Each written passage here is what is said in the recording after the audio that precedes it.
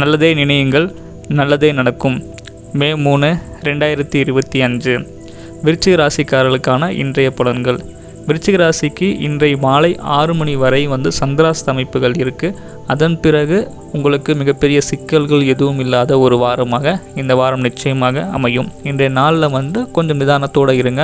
குறிப்பாக உங்கள் இது வரைக்கும் நீங்கள் ஒரு காரியத்தை செய்யணும் அப்படின்னு சொல்லிட்டு முழுமூச்சு அதில் இறங்குவீங்க.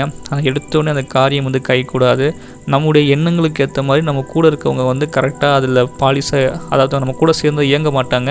அதனாலேயே அந்த வேலையை செய்வதற்கு சில கால தாமதமாக இருக்கும். ஏன்னா அதை முடிச்சு பிடிக்க முடியாமல் கஸ்டமர் சாட்டிஸ்ஃபைட் ஆகக்கூடிய சூழல்களாக ஏற்படும்.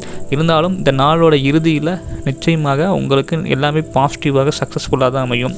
கடந்த 2.25 நாட்களாக சந்திர பகவானும் வளர்பிறை நோக்கி இருக்கிறதும், இன்றைக்கி அவர் கொஞ்சம் நல்ல உச்ச பலத்தோடு, ஆட்சி பலத்தோடு இருக்கிறதும் உங்களுக்கு ஒரு சிறப்பு பலன்.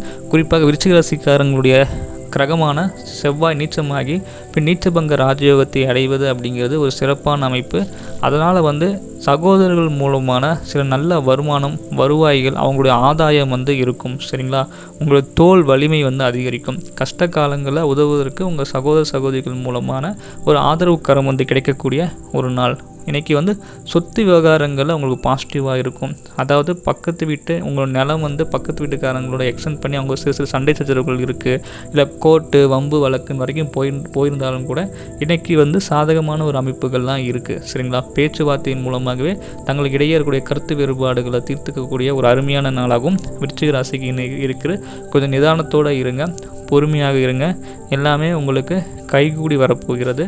அலைச்சல்கள் இருந்தாலுமே, காரிய தடைகள்லாம் இருந்தாலுமே உங்களால் அந்த நாளோட முடிவில் எல்லா விஷயத்தையும் சாதிக்கக்கூடிய வலு உங்களுக்கு நிச்சயமாகவே இருக்குது. முருகப்பெருமானை கண்டிப்பாக வணங்கிட்டு வாங்க. திருச்செந்தூர் சென்று வழிபடுவது ரொம்ப சிறப்பாக இருக்கும். நன்றி.